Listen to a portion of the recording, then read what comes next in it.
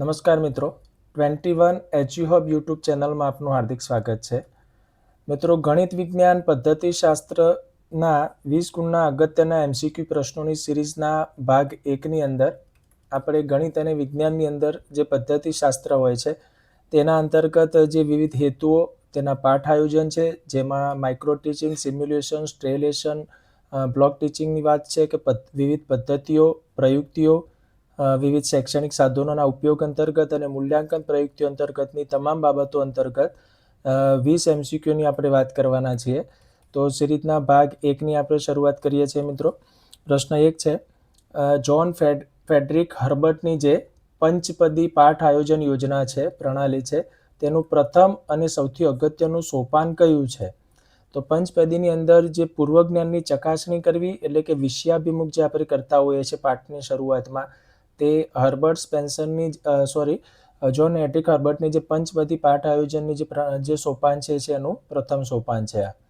એટલે કે આ 5 સોપાનોની અંદર તૈયારી, નિરૂપણ, તુલના, સામાન્યીકરણ, ઉપયોજન એમ પ્રથમ સોપાન પૂર્વજ્ઞાનની જાગૃત કરવાની વાત છે. બીજો પ્રશ્ન છે, એડલર-ડેલના જે અનુભવ શંકુ છે તે મુજબ સૌથી અસરકારક અધ્યયન અનુભવ કયો છે કે જે શંકુના પાયામાં સૌથી નીચે આવે છે? આ પણ અગત્યનું છે મિત્રો. તો સૌથી નીચે જે આવે છે તે છે પ્રત્યક્ષ હેતુલક્ષી અનુભવ મેળવવા, કે જેમાં શંકુમાં નીચેથી ઉપર જતા અનુભવ શરૂઆતમાં મૂળથી થાય છે અને ઉપર જતા તે અમૂર્ત તરફ જતા હોય છે. એટલે નીચે શરૂઆત તેની જે છે મૂળથી થાય છે અને આગળ જતા એ કયા સ્વરૂપમાં? અમૂર્ત તરફ જે છે જતા હોય છે. તો પાયાના પ્રત્યક્ષ અનુભવથી કાયમી જ્ઞાન પ્રાપ્ત થાય છે. પ્રશ્ન 3 છે, ગણિતના તત્વોમાં પૂર્વધારણા માટે કયું વિધાન યથાર્થ છે, એટલે કે સાચું છે? તો સાચો જવાબ છે મિત્રો કે પૂર્વધારણા તે સાબિતી વિના સ્વીકારી લેવાયેલું સ્વયંસિદ્ધ સત્ય છે. ખૂબ જ અગત્યનો પ્રશ્ન કહી શકાય. પૂર્વધારણા એ સ્પષ્ટ વિધાનો છે કે જેની સત્યતા સાબિત કરવાની કોઈ જરૂર રહેતી નથી. ફોર એક્ઝામ્પલ, કે બે બિંદુમાંથી એક જ રેખા પસાર થાય છે, તો જુદા જુદા કોઈ પણ બે બિંદુ દોરેલા હોય તો તેમાંથી પસાર કેટલી રેખા થાય છે? એક જ રેખા પસાર થાય છે. તો આના માટે કોઈ અન્ય સાબિતીની જરૂર નથી, પણ આ શું છે? એક પ્રકારની પૂર્વધારણા છે, એટલે કે સ્વયંસિદ્ધ સત્ય છે. પ્રશ્ન 4 છે, બ્રેઇનસ્ટોર્મિંગ. તો બ્રેઇનસ્ટોર્મિંગ જે પ્રયુક્તિ છે તેના શોધક કોણ છે અને તેનો મુખ્ય હેતુ શું છે? તો સાચો જવાબ છે મિત્રો, બ્રેઇનસ્ટોર્મિંગ જે પ્રયુક્તિ છે તેના શોધક છે એલેક્સ ઓસ્બોર્ન, જેનો મુખ્ય હેતુ જે હતો કે સર્જનાત્મક અને મુક્ત વિચારોને ઉત્તેજન આપવું. તો 1953ની અંદર જે એલેક્સ ઓસ્બોર્ને આ પદ્ધતિ વિકસાવી હતી, જેમાં સમસ્યા ઉકેલ માટે કોઈ પણ ટીકા વિના મુક્ત અને સર્જનાત્મક વિચારોને એકત્ર કરવા તેનો મુખ્ય હેતુ હતો. તો આ પણ પરીક્ષા માટે ખૂબ જ આઈએમપી પ્રશ્ન કહી શકાય મિત્રો. પ્રશ્ન 5 છે, વિજ્ઞાન મેળાના આયોજનનો મુખ્ય હેતુ નીચેનામાંથી કયો નથી? નથી છે, ધ્યાન રાખજો મિત્રો. તો વિદ્યાર્થીઓમાં વૈજ્ઞાનિક અભિગમ સર્જનાત્મક વિકસાવવાનો હેતુ હોઈ શકે છે.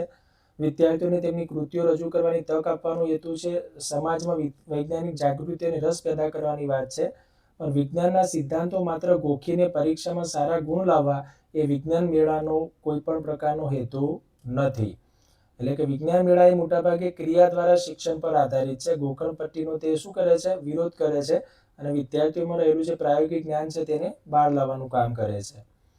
પ્રશ્ન 6 છે, શિક્ષક તાલીમ માટેની જે માઇક્રો ટીચિંગ છે, સૂક્ષ્મ પ્રક્રિયા શિક્ષણ પ્રક્રિયા મુખ્યત્વે શાના પર ભાર મૂકે છે? તો એક જ સમયે એક જ શિક્ષણ કૌશલ્યના વિકાસ અને નિપુણતા ઉપર માઇક્રો ટીચિંગ ભાર મૂકતા હોય છે.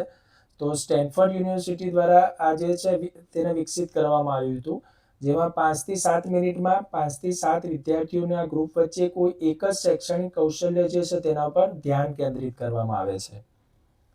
પ્રશ્ન 7 છે, WH જે કિલપેટ્રિક દ્વારા પ્રસ્તાવિત પ્રોજેક્ટ પદ્ધતિ કઈ દાર્શનિક વિચારધારાનું શૈક્ષણિક સ્વરૂપ છે? તો વ્યવહારવાદ અથવા તો ફલિતાર્થવાદ, અથવા એને ઉપયોગિતાવાદ પણ કહેવામાં આવે છે. તો પ્રોજેક્ટ પદ્ધતિ એ વ્યવહારવાદનું એક શૈક્ષણિક સ્વરૂપ છે તેવું કહી શકાય છે. જ્હોન ડ્યુઈના વ્યવહારવાદ પર આધારિત લર્નિંગ બાય ડુઈંગ અને લર્નિંગ બાય લિવિંગનો સિદ્ધાંત પર તે ફોકસ કરે છે. પ્રશ્ન 8 છે, શૈક્ષણિક મૂલ્યાંકનમાં નિદાનાત્મક કસોટી એટલે કે ડાયગ્નોસ્ટિક ટેસ્ટ લીધા પછી શિક્ષક દ્વારા કયું અનિવાર્યપણે હાથ ધરવામાં આવતું હોય છે? તો નિદાનાત્મક પછી શું કરવામાં આવતું હોય છે? ઉપચારાત્મક કરવામાં આવતું હોય છે, એટલે કે રેમેડિયલ ટીચિંગ કરવામાં આવતું હોય છે. કે જે કચાશ રહી ગઈ છે તેને પૂર્ણ રીતે સુધારવી. નિદાનાત્મક કસોટી દ્વારા વિદ્યાર્થીની કચાશ જાણી લીધા પછી તેને દૂર કરવા વિશિષ્ટ ઉપચારાત્મક શિક્ષણ જે છે શિક્ષક દ્વારા આપવામાં આવતું હોય છે. પ્રશ્ન 9 છે, શાળામાં ચાલતી જે ગણિત મંડળના હોદ્દેદારોમાં સામાન્ય રીતે વહીવટી અને દૈનિક સંચાલીય જવાબદારી કોની હોય છે? તો મોટાભાગે આચાર્યોની હોય છે, પણ ખાસ કરીને સંચાલક તરીકે આચાર્ય અથવા તો કોઈ ઉત્સાહી ગણિત શિક્ષક પણ હોઈ શકે છે.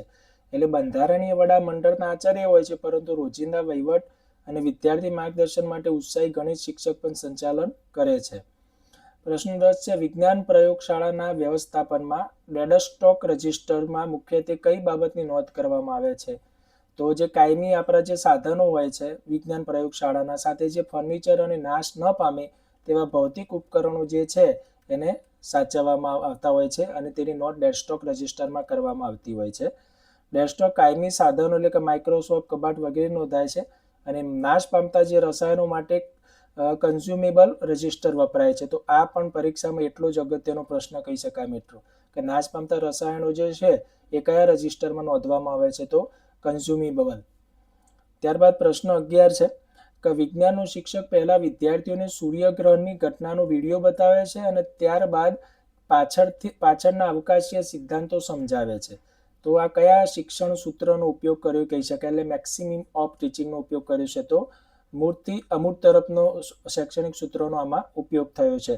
એટલે કે દ્રશ્યમાન મોડેલ જે છે મૂર્ત બતાવીને ન જોઈ શકાય તેવા સિદ્ધાંતોને સમજાવવા એ મૂર્તિ અમૂર્ત તરફનું શૈક્ષણિક સૂત્ર છે તેવું કહી શકાય. પ્રશ્ન 12 છે કે ગણિતમાં શિક્ષક બોર્ડ પર સીધા સૂત્રો લખાવી તેને પાકા કરવા કહે છે અને પછી તેના આધારે દાખલા ગણાવે છે. તો આ શિક્ષણ કઈ શિક્ષણ પદ્ધતિનું લક્ષણ છે? તો નિગમન શિક્ષણ પદ્ધતિનું આ લક્ષણ છે. એટલે કે નિગમન શિક્ષણ પદ્ધતિમાં સામાન્ય નિયમની વિશિષ્ટ ઉદાહરણો તરફ જવાય છે, જેમાં સ્મૃતિ ઉપર વધુ ભાર આવતો હોય છે. એટલે કે આમાં નિયમની વાત કર્યા પછી શું કરવામાં આવતી હોય છે તેના આધારે દાખલા કે પ્રેક્ટિસ કરાવવામાં આવતી હોય છે અને આમે ઉદાહરણોના આધારે નિયમની તારવણી થતી હોય. તો તે કયા પ્રકારની પદ્ધતિ છે? નિગમન પદ્ધતિ છે. ત્યારબાદ છે વિજ્ઞાનમાં પાઠમાં રક્ત પરિભ્રમણ સમજાવતી વખતે શિક્ષક હૃદયના ધબકારા માપવા માટે ગણિતના આલેખ અને આંકડાશાસ્ત્રનો ઉપયોગ કરે છે. તો આ કયા પ્રકારનો અનુબંધ થાય છે? તો બાહ્ય અનુબંધ અથવા તો પારસ્પરિક અનુબંધ પણ કહી શકાય છે. એક્સટર્નલ કોરિલેશન એટલે એક વિષયનો બીજા વિષય સાથેનો અનુબંધની વાત છે. એટલે કે જ્યારે એક વિષયના શિક્ષણમાં બીજા અલગ વિષયના જ્ઞાનનો સહેતુક ઉપયોગ થાય ત્યારે તેને બાહ્ય અનુબંધ કહેવામાં આવે છે. પ્રશ્ન 14 છે, જ્યારે કોઈ એક પ્રશ્નપત્રને અલગ અલગ પરીક્ષકો દ્વારા તપાસવામાં આવે છતાં વિદ્યાર્થીના ગુણાંકનમાં કોઈ જ ફેરફાર જોવા ન મળે તો તે કસોટીમાં કયું લક્ષણ છે તેવું કહી શકાય? એટલે કે તે પ્રશ્નપત્ર કેવા પ્રકારનું છે? તો તે પ્રશ્નપત્રના પ્રશ્નોમાં વસ્તુલક્ષીતાપણું સારું છે તેવું કહી શકાય છે. એટલે કે વસ્તુલક્ષીપણું એટલે ઓબ્જેક્ટિવિટી, એટલે કે એવી લાક્ષણિકતા કે જ્યાં પરીક્ષકની અંગત માન્યતાઓ કે પૂર્વગ્રહોની તેના ઉપર અસર થતી નથી. એટલે એ પ્રશ્નપત્ર વધુ સારું છે તેવું કહી શકાય. પ્રશ્ન 15 છે કે વિદ્યાર્થી વિજ્ઞાનની પ્રયોગશાળામાં માઇક્રોસ્કોપને યોગ્ય રીતે ગોઠવીને સ્લાઇડનું બરાબર ફોકસિંગ કરે છે. આ વર્તન બ્લૂમના વર્ગીકરણ મુજબ કયા શૈક્ષણિક ક્ષેત્ર અંતર્ગત આવે છે? તો બ્લૂમના જે વર્ગીકરણમાં જ્ઞાનાત્મક, ભાવાત્મક અને મનોશારીરિક અથવા ક્રિયાત્મક ક્ષેત્ર છે, તો તેની અંદર આ જે વસ્તુ છે એ મનોશારીરિકમાં આવશે. કારણ કે અહીંયા સાધનનો જે કુશળ ઉપયોગ અને પ્રયોગ કરવા માટે મોટર સ્કિલ એટલે કે જે ક્રિયાની જરૂર પડતી હોય છે, જેમાં મન અને શરીરના સ્નાયુઓનું સંકલન થાય છે. એટલે ક્રિયાની પ્રક્રિયા થતી હોય છે. એટલે મનોશારીરિક આ ક્ષેત્ર છે તેવું કહી શકાય. પ્રશ્ન 16 છે, શાળા કક્ષાએ શિક્ષકને અધ્યાપન કાર્યમાં ઉદ્ભવતી રોજબરોજની શૈક્ષણિક સમસ્યાઓનો વૈજ્ઞાનિક ઢબે ઉકેલ લાવવા માટે કયું સંશોધન સૌથી વધુ ઉપયોગી છે? તો ક્રિયાત્મક સંશોધન સૌથી વધુ ઉપયોગી છે, કે જે શિક્ષણની રોજિંદી અથવા તો સમસ્યાઓ જે અનુભવાતી હોય છે શિક્ષકને પોતાના વર્ગખંડમાં કે શાળામાં તેના ઉકેલ માટે. પ્રશ્ન 17 છે કે વિજ્ઞાન શિક્ષણમાં સતત અને સર્વગ્રાહી મૂલ્યાંકનના સર્વગ્રાહી શબ્દનો મુખ્ય અર્થ શું થઈ શકે છે? કોમ્પ્રિહેન્સિવનો. કન્ટિન્યુઅસ એન્ડ કોમ્પ્રિહેન્સિવ ઇવેલ્યુએશન આપણે જે કહી શકીએ છીએ એને. તો કોમ્પ્રિહેન્સિવનો મતલબ છે શૈક્ષણિક અને સહશૈક્ષણિક બંને પાસાઓનું મૂલ્યાંકન કરવાની વાત છે. ખૂબ જ અગત્યનો પ્રશ્ન છે મિત્રો આ, જે જ્ઞાનાત્મક વિકાસની સાથે વલણો, રુચિ, મૂલ્યો અને શારીરિક વિકાસ જેવા સહશૈક્ષણિક પાસાઓને પણ સમગ્ર રીતે આવરી લે છે. પ્રશ્ન 18 છે, વિજ્ઞાન શિક્ષણમાં અદ્રશ્ય કે કદમાં ખૂબ જ મોટી રચનાઓ, ફોર એક્ઝામ્પલ સૂર્યમંડળ છે, અણુ પરમાણુની રચના, વર્ગખંડમાં સમજાવવા માટે નીચેનામાંથી કયું શૈક્ષણિક સાધન સૌથી વધુ ઉપયોગી છે? તો તેના માટે ત્રિપરિમાણીય પ્રતિકૃતિ કે મોડેલ જે છે એ વર્ગખંડની અંદર ખૂબ જ ઉપયોગી છે તેવું કહી શકાય. પ્રશ્ન 19 છે, ગણિત શિક્ષણની કઈ પદ્ધતિમાં વિદ્યાર્થીને માહિતી મેળવનારને બદલે જ્ઞાનનો શોધક તરીકે પ્રસ્થાપિત કરવામાં આવે છે? તો અન્વેષણ પદ્ધતિ એટલે કે હ્યુરિસ્ટિક મેથડ. ખૂબ જ આઈએમપી પ્રશ્ન છે મિત્રો આ પણ. ગણિત શિક્ષણની જે પદ્ધતિઓ છે તેમાં માહિતી મેળવનારને બદલે જ્ઞાનનો શોધક છે તો એવું પદ્ધતિ તરીકે અન્વેષણ પદ્ધતિ અથવા તો હ્યુરિસ્ટિક મેથડ કહેવામાં આવે છે, કે જેમાં પદ્ધતિમાં વિદ્યાર્થી શિક્ષકના ન્યૂનતમ માર્ગદર્શન હેઠળ જાતે જ વૈજ્ઞાનિક પદ્ધતિઓ અને તર્કથી સત્યની શોધ કરે છે. અને છેલ્લો 20મો પ્રશ્ન છે કે ડોક્ટર સિમ્પસન દ્વારા દર્શાવેલ મનોશારીરિક ક્ષેત્રના વર્ગીકરણમાં સૌથી ઉચ્ચ કક્ષાનો હેતુ કયો છે? તો ડોક્ટર સિમ્પસનના મત મુજબ મનોશારીરિક ક્ષેત્રમાં જે સ્વાભાવિકીકરણ છે, ન્યુચરલાઇઝેશન, એ સૌથી ઉચ્ચ કક્ષાનો વર્ગીકરણનો હેતુ છે, એટલે સર્વોચ્ચ કક્ષાએ આવે છે. જો ક્રિયા એટલી સહજ બની જાય છે કે જે અર્ધજાગૃત મનથી આપમેળે થવા લાગતી હોય છે. એટલે ડોક્ટર સિમ્પસનના મત મુજબ સ્વાભાવિકીકરણ એ મનોશારીરિક ક્ષેત્રમાં સૌથી ઉચ્ચ કક્ષાનો હેતુ ગણવામાં આવે છે. તો મિત્રો આ 20 પ્રશ્નો તમને પરીક્ષામાં ખૂબ જ ઉપયોગી થવાના છે. આવા જ અગત્યના પ્રશ્નો સાથે ભાગ 2 ની અંદર આપણે ફરીથી મળીશું. ત્યાં સુધી ચેનલને લાઇક કરશો, સબસ્ક્રાઇબ કરશો અને તમારા મિત્રોને પણ શેર કરશો. આભાર.